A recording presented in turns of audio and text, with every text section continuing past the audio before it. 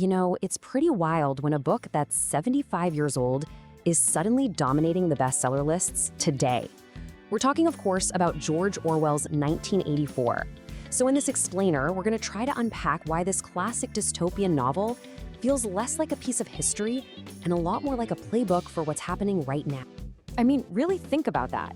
This is the central puzzle, right? A book written decades before the internet, before the kind of mass surveillance we know today, is a #1 bestseller. It's finding this brand new, urgent audience. So how? How does a story from so long ago manage to nail the anxieties of our modern world so perfectly? And this isn't just some niche thing for book clubs. We're talking over 5 million ratings on Goodreads alone. That's a massive, plugged-in, modern audience that is actively digging into these ideas. The book clearly has this incredible hold on people today. So what is it? What's actually inside these pages that has everyone so completely captivated? Okay, to really understand its appeal, we have to step inside Orwell's world of Oceania. It's a society run by this totalitarian government that is obsessed, and I mean completely obsessed, with one single goal: controlling the story, the narrative. And if you control the narrative, you control reality itself. So you've got this central conflict, this classic individual versus the all-powerful state.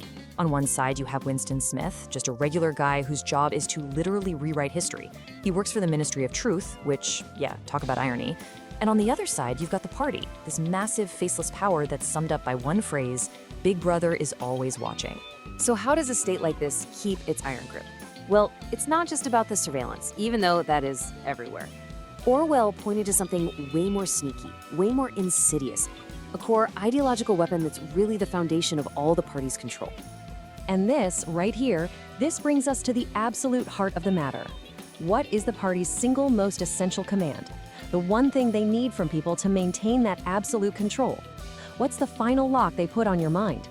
The party told you to reject the evidence of your eyes and ears.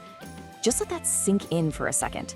This isn't just about getting you to believe a lie. No, it's about forcing you to actively disbelieve the truth that is right there in front of your face. It's the ultimate power move, making you hand over your own perception of reality. And the way they enforce that command is through this terrifying concept of thought crime. See, it's not about what you do, or even what you say out loud. It's about what you think. The simple act of having a doubt, a question, in the privacy of your own mind, that becomes the crime. You're forced to police your own brain. And this is exactly why 1984 is still such a chilling prophecy. Its warnings just don't feel dated. In fact, it's the opposite. Their power seems to grow, not fade away with every single year that passes. If you really break it down, the party's playbook is terrifyingly simple. It's just 3 steps. First, you rewrite history so you control the present. Second, you persecute any independent thought, any thought crime, to get rid of dissent. And the final step? You demand that people completely reject what they see with their own eyes and accept the party's reality instead. And the reason all this hits so hard is that Orwell was a masterful writer. He created this imaginary world that feels so completely real, it just gets under your skin. The novel is so startling and haunting because there's that little voice in the back of your head that says, this feels terrifyingly possible. Which, of course, brings us to the ultimate question. Why does this particular warning, this specific story about tyranny, continue to hit so hard for so long? You see, 1984 isn't just a story anymore. It's become a cultural touchstone. It's given us a shared vocabulary for our biggest fears about where things could go. It's no wonder it's considered one of America's best-loved novels.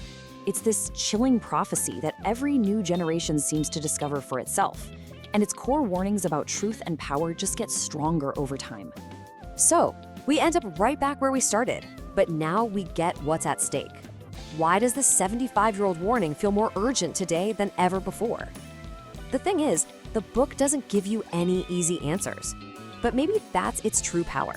It forces every single one of us to confront that question for ourselves. The enduring power of George Orwell's 1984 is that it's this timeless, absolutely crucial reminder to question what you're told and to trust the evidence of your own senses. The link to this book is in the video description.